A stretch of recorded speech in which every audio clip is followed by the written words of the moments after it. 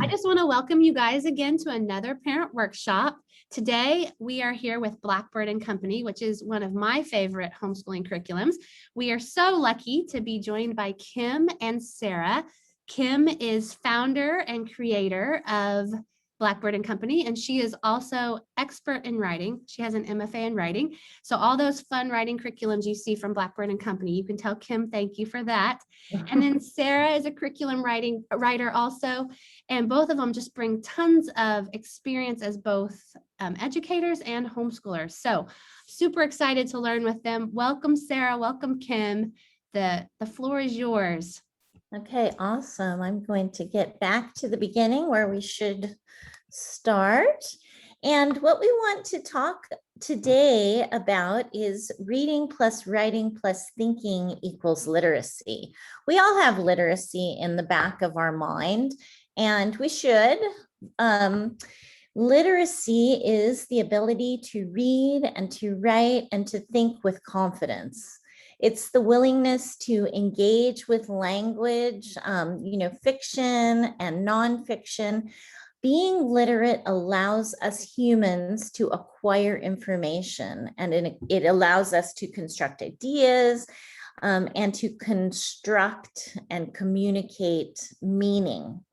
So we Blackbirds jump to humanities. So we say, think humanities. Every single subject area has its own unique literacy demands. Students need to read and write and think their way through math, through science, through the arts. Of course, English is the way that they are able to do that. So what we want to do is we want to prepare our students with skills and developmentally appropriate opportunity to practice. Practicing is key to literacy.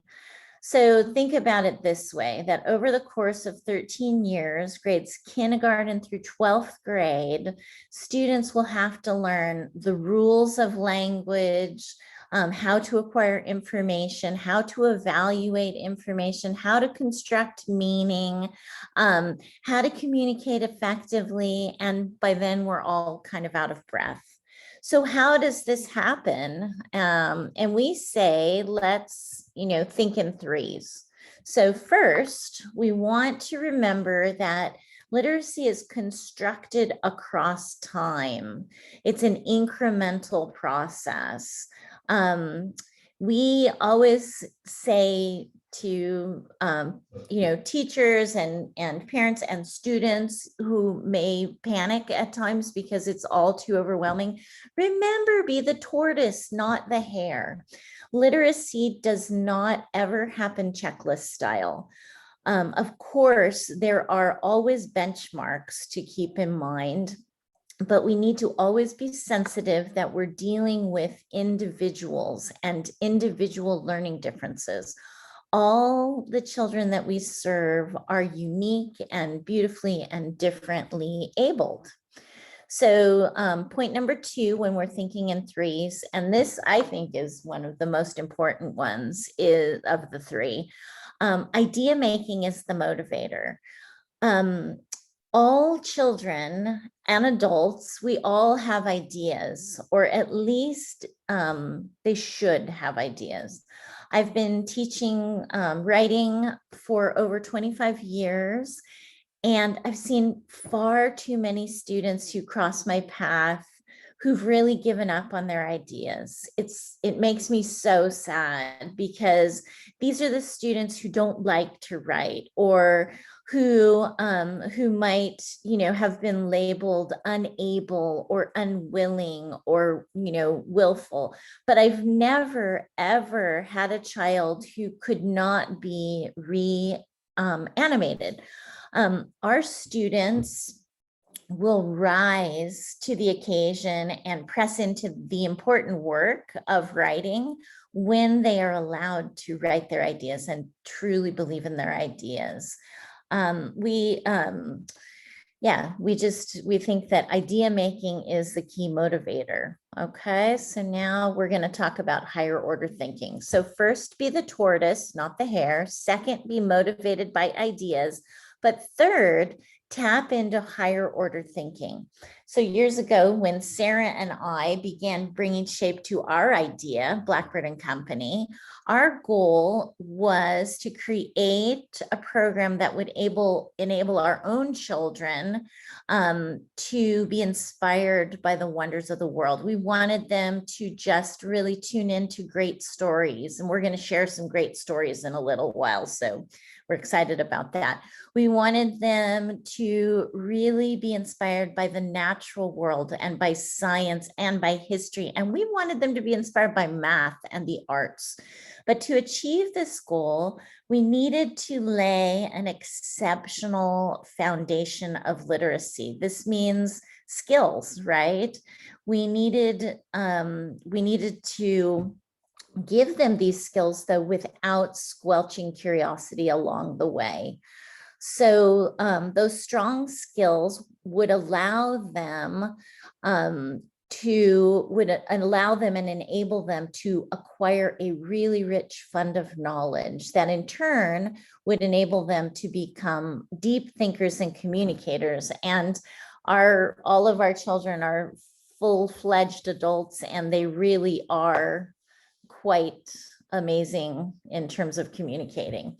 So, but this goal is only achieved over time. You can't become a writer or a reader in 1 year. It really takes all 13 years. So as your students progress with Blackbird and Company, their ability to convey their ideas will demonstrate their mastery.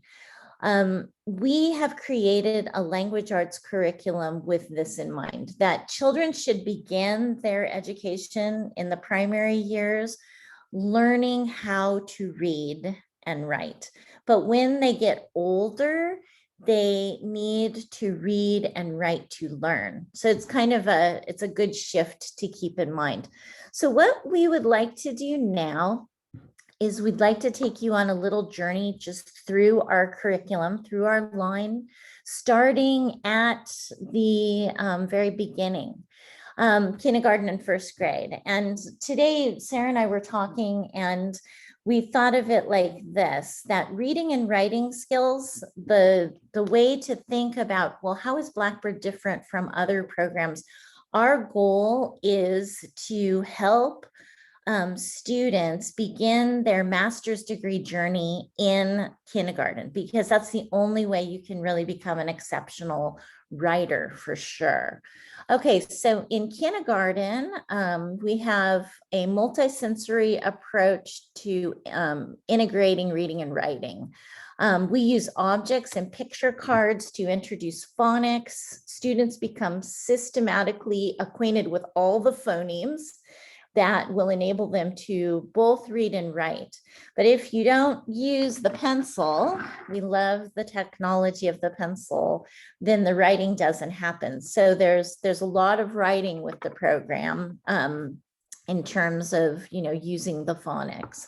The pencil, we call it learning with the wonders of the pencil technology. This will allow students to leave ideas scratched on paper.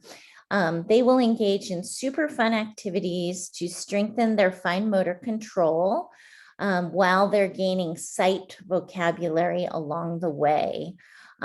We use the Fry list, of course, to kind of help them to gain that sight vocabulary. They are exposed to great stories every week, and we use those stories to help them to spring into writing. So in volume 2, by the time they complete volume 2, students will have been introduced to all 4 types of sentences, and they will have crafted hundreds of meaningful albeit simple ideas. And so those are the first 2 years. By the time they've completed this, they've been introduced to everything that they need in terms of phonics and the mechanics of writing. And then we get to the second grade, and we call this the year of mastery through practice, where students are really, really learning how to use what they've learned. And we give them this whole year, and it's mostly focused on writing. So now what they're doing, they have systematically been introduced to phonics. They've collected a sizable sight vocabulary, and they are comfortable with pencil work. And they've practiced all those sentences. So silent reading at this point should be basket style. Keep a basket filled with just right readers. Wherever your child is at, keep that basket filled with books that they can read during a nice time that you've set aside for sustained silent reading. Over the course of this year, second grade, typically, students will read aloud and or companion read or silent read the books that are tied to the journals, but this is all dependent on reading ability. Over the course of the year, they'll read 20 wonderful, exceptional, beautiful stories. And they will write their ideas about characters in the journal. They will explore a tiny bit of vocabulary so that they can begin to see how words can be used in different settings. They will review the plot as they complete sentences that are being modeled to them. So they're starting to see how more expanded sentences look and sound and feel. And then we introduce this unit right here, which is called Story Maker. And Story Maker is actually a really wonderful creative writing activity where we have created these fun cards, and they use objects, and it becomes a game to create the first sentence of a story. And this is just the jumping off place, because then they continue the story in their journal. The goal here is to overcome writer's block and helping students to learn to hook and flow. We have also here Calendar of Days, which is this little picture over on the left. And Calendar of Days is an opportunity to actually practice independent observation. So to gain the concept of time and to keep a personal weekly journal. Watch this spring for our brand new Introduction to Invertebrates, which will be nonfiction research at this level. We're really excited about that, and I think you guys will be too. Now I'm going to pass the baton to Sarah, who's going to go from third grade. Okay, so third grade is the beginning of reading and writing of ideas. On the left, you'll see our level 1 guides. They're light blue. They are beginning to put it all together, all the stuff they've learned in kindergarten, first and second grade. They're ready to read chapter books. They've written a lot of sentences. They've learned their phonics pretty darn well. And this is where mentorship begins in our program with really good literature selections. So there are 6 guides and their accompanying books for the year. You do 3 per semester. And this is where we really start to focus on student ideas. So we are really wanting them to respond to the literature they're reading with their good ideas. We'll be talking about that quite a bit. And let's see, they're going to be taking simple notes on plot, setting, and character in the level 1 guides. The guides are fully supported at this point. We have a scaffolding for a basic paragraph where it says topic sentence, supporting sentences, concluding sentence. So that will help them fill out their paragraphs. We also, in these journals, have comprehension questions, which are really plot points along as they're reading. They're going to be answering around 7 or 8 questions, and you're looking for them to start to write complete sentences, you know, capital and end mark, how their sentences make sense. And then they're going to have that writing exercise prompt by the reading that they're doing. And they're going to do discussion every week with you or in a group. And our discussion questions are designed to really help kids have higher order thinking. They're great. You're talking and about, why did this person write this book anyway? You know, what can we learn from this book? What's your favorite part of the book? It's always a really great thing to do, to have discussion. And then we have the last section's called Glean, and we have a bunch of projects for that. There's a list of art projects or further writing projects that help them kind of celebrate the work that they've done. Also, in the middle picture there, you'll see our product called Story Maker. So this product is pretty extraordinary. It helps kids with that whole idea of hook and flow. It helps them get over writer's block. So that whole thing that's happening where kids are sitting there and I don't know what to say, and they're just stuck and they can't move.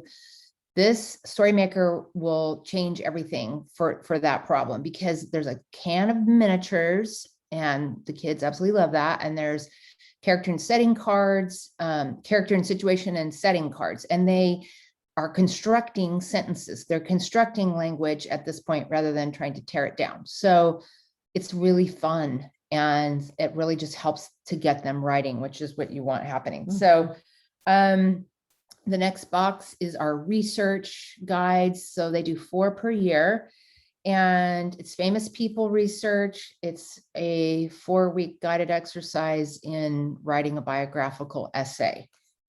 And let's see, next month, I want to tell you guys to be looking on our website, because we're going to introduce a free spelling program, and it's going to utilize the movable alphabet that we sell. It's also, if any of you have it from, it comes with Hatchling Volume 1 in the year pack, but so that's going to be free, and we're really excited about that. And then for next fall, we're going to have Operation Lexicon for 3rd grade. And that's going to focus on character traits. And I know that's something you guys are really, really interested in. That's what we're going to be talking about in the second half of this talk today. So the character trait lexicon will help them with all the guides going forward. So next comes 4th and 5th grade intermediate reading and writing of ideas. So the guides turn from blue to orange, and these are level 2 guides. There's the same scaffolding as level 1, except that we take away some of the support for it doesn't say introductory sentence anymore. They're just going to be writing a paragraph on their own. And then they also, so for vocabulary in level 1, we have the definitions. Now they're going to be looking the definitions up. But they're going to be writing bigger paragraphs and more sentences also. So for 4th grade, they will do Story Maker. It's there on the top picture in the middle. It will be the last year they do it. It's the same, but just a different theme. We have one on fun tales, fairy tales, and farm tales. So we also introduce parts of speech down below that. That is an introduction to all 9 parts of speech, and they're going to be constructing language, again, constructing sentences. So we're building all the time. For 4th and 5th grade, we have, again, famous people research. They're going to do 4 per year. And we have the lexicon that's coming, I believe, in fall we're going to call it Smart Descriptors, and it's going to be focused on adjectives and adverbs to help paint pictures with words. And for 5th grade, we have One True Sentence coming, and that's going to be focused on punctuation. So then we have next we have a slide. This is a actual student work. They did a biographical essay on John Muir. So you can kind of see around 5th grade what they're capable of doing. There's obviously an introductory paragraph, 3 supporting paragraphs, and then a concluding paragraph. They will have done a rough draft that looks way worse than this. And then this is a final draft. So it's, this is the kind of work you can expect around 5th grade with our program. We've been ramping up since kindergarten really gradually and really learning to write in small bites that are quite edible. And it's amazing what happens. It is amazing. I wanted to interject something. When Sarah was talking, when you were talking, I realized like every level, Sarah will say there's just more sentences they write, their paragraphs become bigger. And it's not because we required it of them. They just start to naturally do that because they're more confident and in their ideas. So I thought that was kind of marvelous. Super true. Okay. So next is 6th through 8th grade, advanced reading and writing of ideas. So you can see on the left, the guides magically turn from orange to purple. These are our level 3 guides, and there's 6 for the year with 6 great books across different genres of writing and reading. So they're going to do 6, like I said, and they are expected to, well, they will, and they are expected to do more stronger paragraphs. There'll be more sentences that they'll be writing of plot points. They're going to be taking stronger notes on plot setting and character, but it's the same scaffolding they've been working in for quite a few years. So they're not having to learn a whole new program, but they're getting much deeper into their writing. They are going to do one true sentence that's coming, and it is going to be rhetoric. Oh, no, I'm sorry. We have one true sentence at this level, and that is our rhetoric. I'm sorry. And then the lexicon is there. That is the study of words. We will read all the books that one particular author wrote, and then we'll glean all the beautiful words from it. And the kids learn new words every week and then use them in a micro story. So we also have Introduction to Composition for 6th grade, and that's where you study the form and function of the essay. So, and then we have famous people research also at this level. Then for 7th grade, it's all of the above, but the research shifts to elemental journal, which Kim is pointing to right there. It's research centered on the periodic table of the elements. And it's great because when they get to chemistry, they have a really nice, solid understanding of the periodic table of the elements. And then we also offer Introduction to Poetry. This is a survey of poetic forms. Students will read poetry and write poetry. It's a lot of fun. Kids of all ages like it, and so do parents. And then they will do volume 2 of our essay, which is the descriptive essay. They'll write 5 descriptive essays. For 8th grade, again, it's all of the above, plus volume 3 of essay, which is the literary essay. And that's what's pictured in the picture there. There's 5 really good children's picture books that have wonderful themes, and they will write about those. We're going to have American poets next spring. We're real excited about that. And then really quickly, I want to show you our teacher's help. So this is our very thin teacher's guide that will help you through level 1, 2, and 3, and helps you to understand what to expect at the beginning of the year, the end of the year, for each of the sections of our guide. So I highly recommend that everybody pick this up. It won't take you long to read it all, but it'll make your job a lot easier. And then we also on our website have under a section called Teachers and Parents, and it's a placement. So we place our students according to really how they are writing, not their reading, because as we all know, kids often read way above the writing level. We're all about trying to elevate and keep those things going strong at the same time. We're going to also have a video that we did yesterday on placement that will be added to our website very soon. So that is junior high. And now we are ready to move to high school. In high school, students will move to critical reading and journaling and the writing of ideas. We kind of bring it all together. We've got them ready to do this. And so at this level, they are ready to gather information and craft advanced essays. We'll continue with the Operation Lexicon, which is the the unit that will help them to continue to stay in tune with wonderful words. But the big thing is the integration of the student journals and the books. So for each novel, they will be paced over 4 weeks. They will, in their journal, they will journal about characters, tracing their traits. They will journal about themes, symbols, and motifs, and they will explore vocabulary that they discover and participate in discussion as they prepare to construct their culminating essay. So in the 9th grade, they will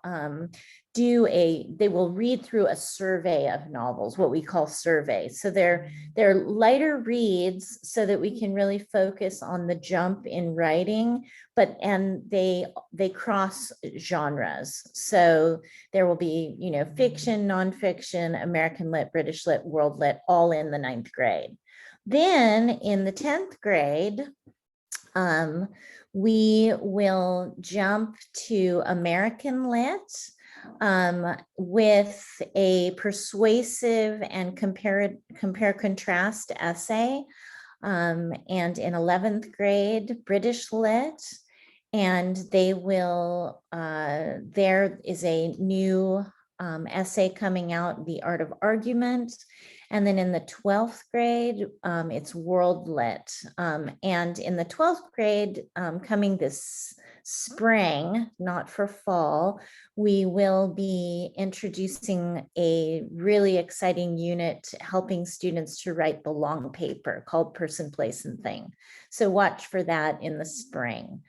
Again, in the 9th grade, we're going to have all, brand new essay units coming out this fall, not this spring. So the Little Worlds, which is writing essays connected to short stories, The Art of Argument, and Persuasive and Compare and Contrast.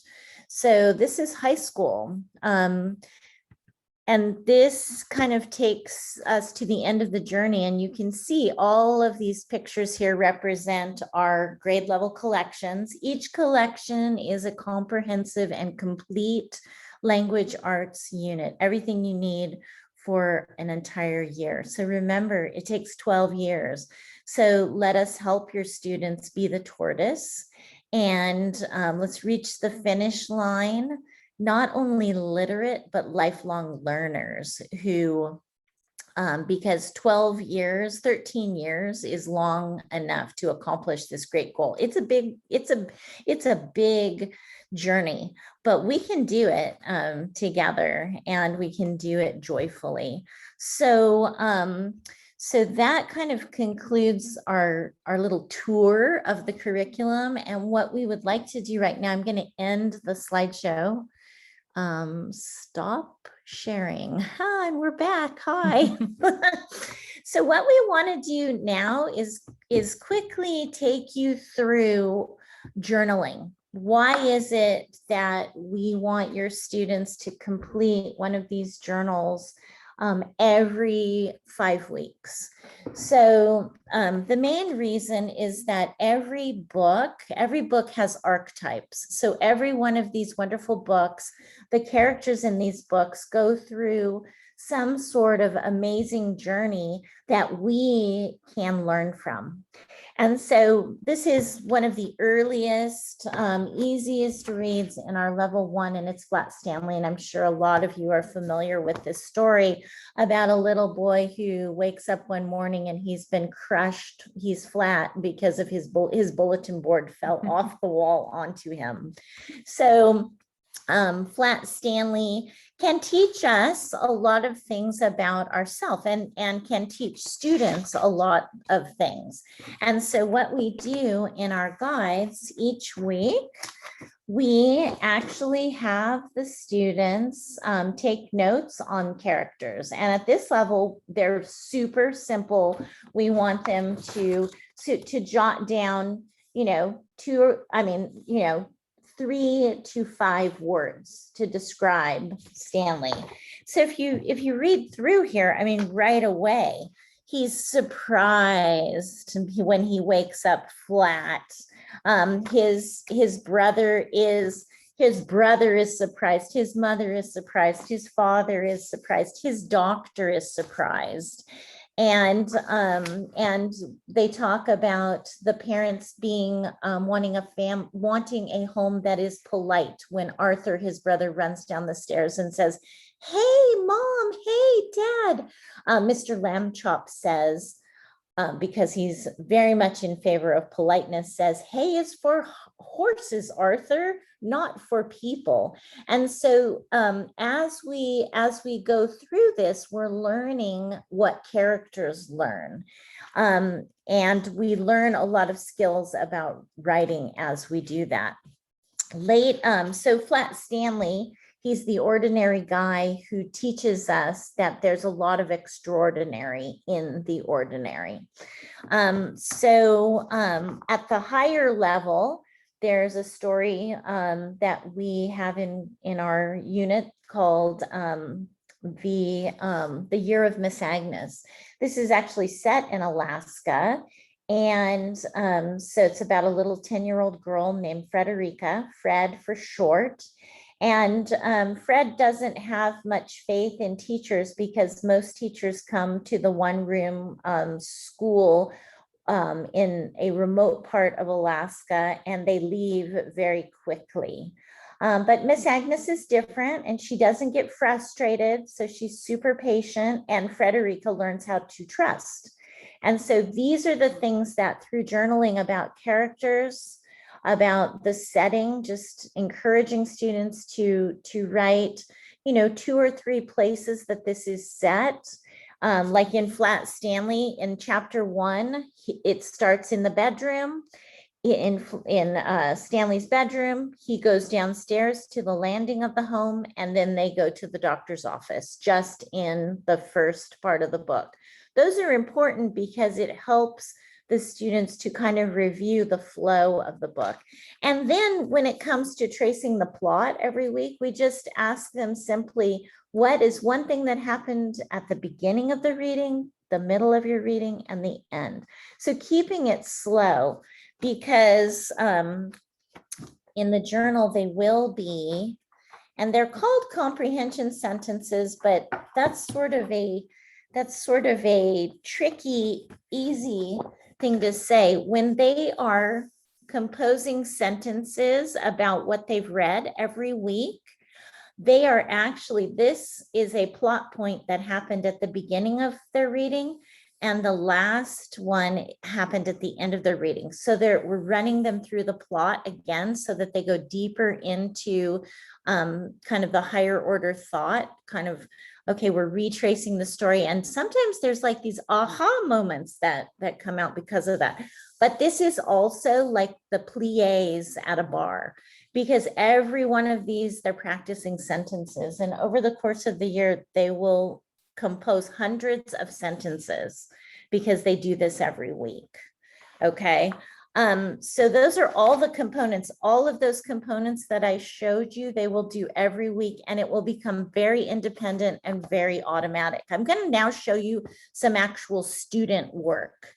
So I want to start with Will. And these are kind of our 4th grade, 5th grade level.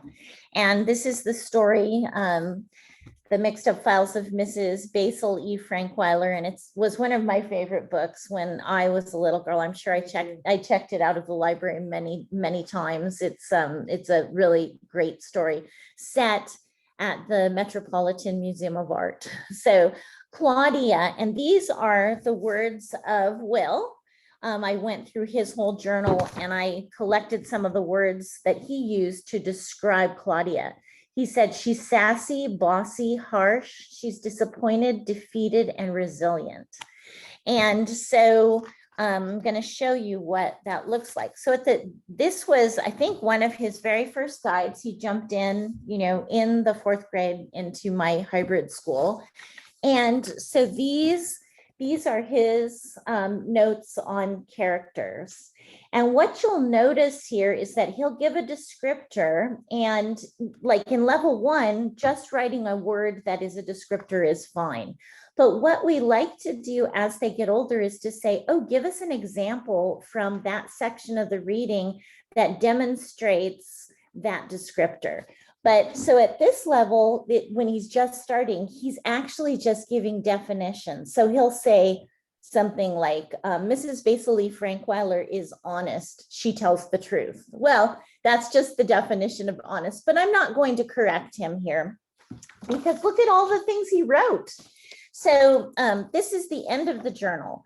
And this is the magic when you just let this journal be your child's ideas, but you require them to do all of the work, right? We don't skip parts of journaling and it becomes very, very automatic.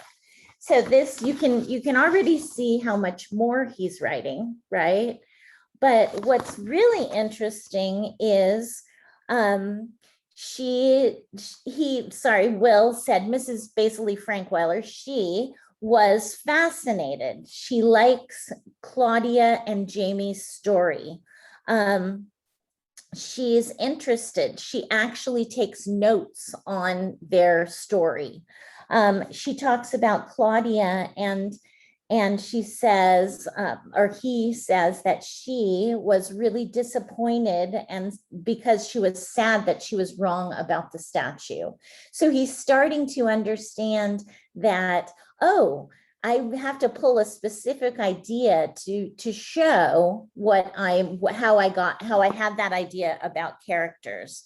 So I just think, yeah, so journaling, I mean, you can see this is a completely a journal full of not my ideas, not your ideas, but Will's ideas.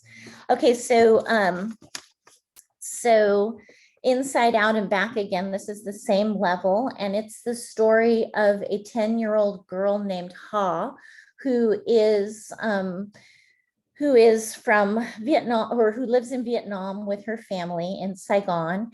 And she has a wonderful papaya tree that she's been nurturing and raising. And she's just this wonderful little girl. And then the Vietnam War happens and she and her family have to flee Saigon. So it's all of the things that she learns and her family learns as they have to endure this journey. So this is a student that I've had for quite a few years. So this is a student I'm going to show who's gone through Blackbird from the early bird level. And so he said, Ha, who's the main character, is caring, curious, imaginative, optimistic, picky, and adventurous. Okay. And so this is what someone who just, has been doing this for a while, and he's in the 4th grade at this time. And he's really able to construct really good ideas because these are his ideas. So he says, Ha is caring because she has to take care of her papaya tree.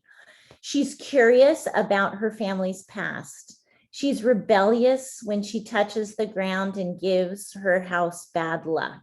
She's worried that her dad will not come home and she will never be able to come back to her home. So he's right away in section 1, just, jumping right in. Okay, so I wanted to give you, Sarah's going to talk to you about 2 more selections and why books are important and what we can learn from characters.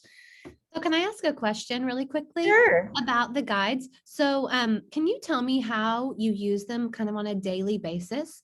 Because one of the things I have struggled with is sometimes the readings seem very long and I'm not exactly sure how to break it up. So can you help us? Of course. So the best way to break up the reading, and this is what I do with all of my students, and this is what I did with my own children, is I start the reading on like Friday afternoon, and they get to read the section all the way through Monday and like even through Tuesday for kids who are slower readers. During section 5, when we're building, if you really want to give more time to read, so during section 5 build week, don't skip that. That's a really wonderful week. We have lots of projects online if you wanted to get inspired. Use that time to introduce the second book and let the child start reading then. So you definitely have to pace the reading before the journaling. Some kids read super fast, some don't. Does that help? It does. And so as they're reading, are they taking notes about the characters as they read, or are they reading and then going and like kind of how you structure it? Yeah, they can take some students like to, what I've suggested to some students, if you want to use sticky tabs, you're going to take notes on what you notice about the character traits. Leave a sticky tab. If you want to, another thing you can do before you begin on Friday is you can look at the comprehension questions. So how each section works, they're going to take notes on characters. You can do this as you read, or you can do it when you're done with the reading. And I have students who do it both ways. It's completely up to the student. The second thing that they do is they are going to look up their words. This is a good thing to do on Monday while they're still completing the reading. So I have them read over the weekend. I have them start journaling about characters, setting and plot on Monday, or just characters on Monday. And then I have them complete the vocabulary on Monday. On Tuesday, they finish their character notes, move to setting and plot. On Wednesday, they might write their rough draft. On Wednesday, they're going to do like half of their comprehension questions, and these go in chronological order always. So this will be at the beginning of the reading and the end. And then they're going to do their rough draft. I always have them do this almost as a homework, like on Wednesday night, quietly in their room on their own, and then just put it aside, leave it aside and let it go. And then on Thursday, they finish their comprehension and conference with me on their writing. So every week, what I'm teaching them to do is to read aloud to me what you wrote on the page. And then I am going to, after you read this aloud to me, I am going to ask you questions about it. I'm going to put check marks on, things that are misspelled. I'm going to either show you how to spell them or have you look them up. But this is where all the big learning takes place. And we go into big detail about this on our writing video that you'll be able to find on our website in the next, probably next week sometime. But the conference is where the magic happens. When students are old enough, and I certainly think level 2 is old enough, I always ask them to reread what they wrote before they come to me. Use a red pen yourself. Find the things that you can write. Empower them with their own red pen. And then once that's done, they're writing their final draft. And I have an MFA in writing, and this is what I do as a writer. It's process. Writing is a process. So when we send you, if you order a grade level collection, there will be a schedule in there with a suggested daily schedule.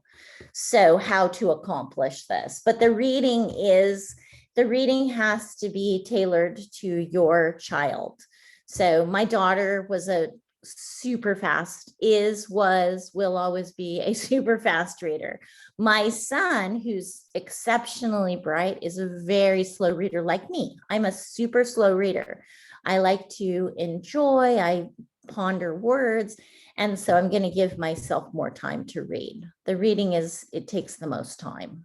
That's super helpful. Thanks for letting me interrupt and for explaining that. Of course, interrupt away. Okay, so Sarah will jump in with some more. Oh, just really quickly, I don't know if you guys are familiar with the book Rascal. This is set during World War I, and it's a true story about Sterling North and his life as a boy in the backwoods of Minnesota. And he and his dog discover a raccoon kit, which they promptly adopt. And so there's lots of wonderful characters in this book. And it's a sweet, sweet story. My mom read this to me when I was a little girl, and I read this to my kids, and I just love it so much. So we learned that Rascal is curious, sensitive, a troublemaker. He's smart, he's naughty. Sterling is adventurous, curious, honest. He's an animal lover. This is just such a great story. It's totally a true story. So definitely get Rascal. My other favorite book is Charlotte's Web. And you guys are probably pretty familiar with Charlotte's Web. There's amazing characters in this. We have Fern, the little girl, and her parents, and we have Wilbur the pig and Charlotte the spider. So, and the prose is super beautiful in this book. There's just some writing in here that I love reading it over and over again. It's so beautiful. But Fern, she's a sensitive little girl. She's compassionate. She's tender. She's imaginative because she goes into the barn and she's imagining all these conversations between the rat and the pig and the spider and the geese and all those creatures. And then Wilbur is friendly and modest and happy and confident and also very pig-like. So, you know, it's just a great book. Highly recommend Charlotte's Web. But I think what's really neat about these characters is that children can relate to them. And, you know, when you're studying and thinking about different people's characters, you automatically end up thinking about how does that impact me, and do I want to be like that? You know, when they see how awful the rat is, then they think, I don't want to be like that rat. Or do I know anyone who's like that? But again, these are also the motivators for writing. So at level 3, and I'll do this a little bit differently to maybe help you see a little bit more. So this is the Bridge to Terabithia. And at the beginning of each guide, I'm flipping the wrong way. At the beginning of each guide, there's a suggested schedule, how to break down each unit. And they're going to read 3 chapters of this book. So they're going to read a 1/4 of the book every week. Okay. So once the reading is accomplished, and again, start the reading on Friday, or even start at them as soon as you finish the last chapter, just keep reading all the way through. So read, and then they're going to take notes on characters. But this is somebody who's in middle school. By the time they've done this, she really is able to take detailed notes. So Monday would be dedicated to taking these notes. She said Jess is confident, nimble, alert, stubborn. 4 things with 4 good examples. Maybelle is lonely, pesky, bubbly, eager. Okay. Then she is able to really trace the setting, and not every student is going to trace as many of the settings as she does, but this is, again, it's what she wanted to do and her idea. Okay. The plot is always, we encourage just doing bullet points, you know, what happens in the plot, run through the plot, the vocabulary. These comprehension questions can be accomplished easily, like half at a time. If a student, when they start to become focused, they understand what to do, they can read them beforehand. And as they're reading, they'll kind of have a mental idea. Oh, this is where the plot point starts. And then the rough draft and the final draft and the discussion. So Bridge to Terabithia, Milena said Jess is confident, she's alert, nimble, stubborn, proud, hopeful. Leslie is affectionate, fearless, exiled, and undaunted. So kind of interesting, some interesting words that she came up with. There are lots of other selections, and the reason that we choose the books that we do is so that students will be motivated to write. We want them to write their ideas in these journals. We don't want to tell them what to write. We want to teach them how to write, and we want to teach them how to pace through writing. So reading and writing have a connection, but the thing about reading and writing, they're totally two different skills, 100% different skills. My daughter, who is now 31, she was always a voracious reader and a fast reader, but her writing was slower to build than her reading. So this is actually the reason that we developed this program. I wanted my daughter to really slow down into the reading, because that would help her to really slow down into the story and to get more out of the story. And she ended up becoming a really exceptional writer after doing this. And high school. I wanted to ask you, it's 3:55. Right. Will it cut off right at 4? No, it won't. Oh, okay. Okay. You can keep talking, but I do Okay. have one more quick question. So I noticed that for both the characters and the plot and setting, that you just had the kids writing bullet points. So can you just make sure we know where you expect full sentences and where you allow bullet points? Yes, you inside our teacher guide, we talk about character setting and plot and the many ways you can take notes. Some kids like to write a short kind of narrative plot, right? But sometimes I encourage my certain students to actually use bullet points so that they learn chronology, right? So it's kind of individualized, right? It depends on what they're learning. Character setting and plot, we always recommend bullet points. But in terms of plot, if they want to do the narrative when they're able to do it, that's fine too. We do expect complete sentences with these, what we call comprehension, but really are not comprehension. It's a very massive effort to run students through the plot again and to practice sentence writing. So the sentence or the question here is, how many times had Jess won the races last year? And the answer is not one. The answer is, last year, Jess won only one race. So this is where we're expecting the response to the question to be in complete sentence, because this is going to be the muscle. This is where you really give students this great opportunity to muscle in, because the subject is already in the question. So yeah, this section, we require complete sentences, and obviously complete sentences in the paragraph. Does that help? Thank you. Yes, because I have been getting some pushback from my children on characters and plot and setting, because I've been asking them to write me sentences. So now they're going to be so excited that they can do bullet points. So they say thank you.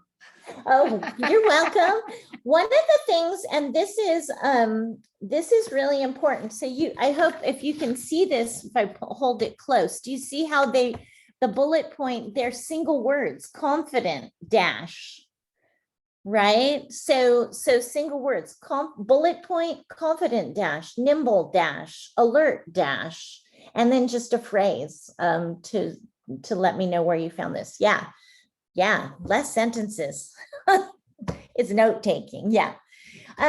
Okay, so then we get to high school. And by the time we get to high school, we've been talking about these wonderful character traits.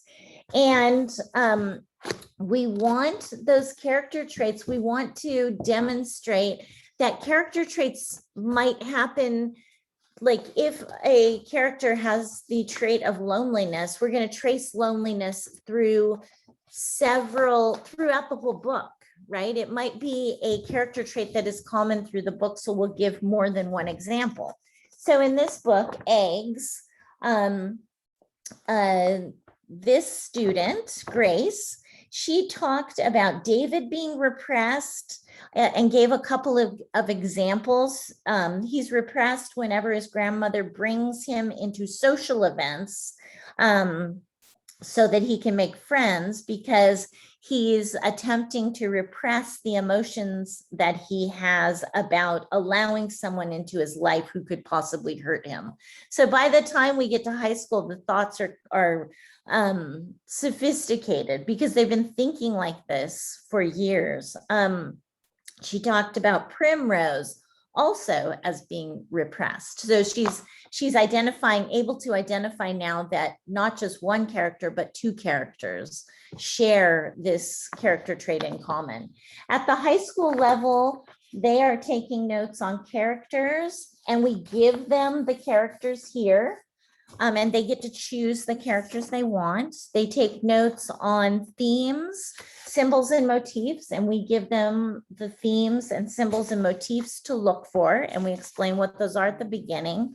And they continue to journal through these books. And at the end, they're going to write an expanded literary essay tied to a novel. So That's why it's important to go through our essay unit before you get to this level. Yes, because it will prepare them for this in a great way. It'll be really easy, but hopefully, couple books at this level. By the time they get to this level, they're actually able to read this gigantic book in 4 sittings. In 4 weeks. And because they've acquired the muscle of reading and pacing through reading, however it makes sense, again, you just keep reading a little bit every night, or if you're faster, over the weekend. So this is The Book Thief, and it's set in World War II. And what it says on the back of the book is, when Death has a story to tell, you listen. And this is a book that's narrated by Death, which is very interesting. And he is sardonic, he's sassy, but then when World War II progresses, he becomes weary. And Liesel is the main character, and she's an amazing character. She experiences abandonment during the war. She's angry, but she learns to deeply love and become self-sacrificial and brave. It's a really great story. So, but by the time we've done all of this journaling, and we've made the journaling comfortable, and we've encouraged kids to really, really tackle the journaling, over time, they get it. One last book we wanted to share. Boys in the Boat. Have you read Boys in the Boat? So this is the true story of a gentleman named Joe who makes the University of Washington's rowing team during World War II. And his life story, true story, it's a phenomenal story. Mm-hmm. It's really one of my favorite books. The University of Washington rowing team, they went on to win the Hitler Olympics, and it was a huge upset. But the amazing thing about Joe is that the story of his family and the abandonment that he went through, and the hard times, and how he had to take care of himself when he was a young boy all the way through college, and how hard he worked to get on the rowing team, how hard it was, the workouts were, And then, of course, winning the Olympics was just this huge, huge deal. So we learn about Joe's bravery. He's diligent, he's touching, he's a survivor. He's a little bit touchy. He's a survivor and he's resilient, and ultimately becomes a real conqueror. And so this is a really great story. I was telling Kim, I wish every high school kid in the country read this book. I think it would be an amazing thing if they all did. Really showing what you can do in the face of hardship, what you can accomplish. So I thought of one last thing as Sarah was talking about that. She said she used the word touchy as a descriptor. And so we've given a lot of character descriptors. And again, that's how we start to learn about characters. We're hoping in the very near future to offer bookmarks that have, like 10 new character traits that can just be downloadable. But there are all kinds of things you can do. You can look online and type in character traits, and lists and lists and lists will come up. Print one out and give it to your child and let them hunt through there to find words to use. Also, if they use the word kind over and over and over, teach them how to use a thesaurus so that they expand their ability to talk about characters, because describing characters, one of the hindrances in writing is having a lack of words. And so Operation Lexicon, character traits, these are ways to expand our vocabulary, having fun with words. There are all kinds of, tricks to the trade. keeping journals of words that you hear that you think are really cool. Yeah. Be playful with words, because this is going to help students write. It's the same thing. I mean, all of us have had an idea in the back of our mind that we're frustrated because we cannot articulate what that idea is because we don't have a way to do it. If you're speaking, painting, writing, trying to play music, making a recipe, skills matter. So give your kids the tools that they need. And that's us. Well, thank you, ladies. Thank you for all the things you shared. It's been so helpful. You made me want to go home and start one of these with my kids right now. So thank you. Thank you so much. Thank you. You're welcome. Yeah, have a wonderful rest of your day. Thank you. You too. Thanks for having us.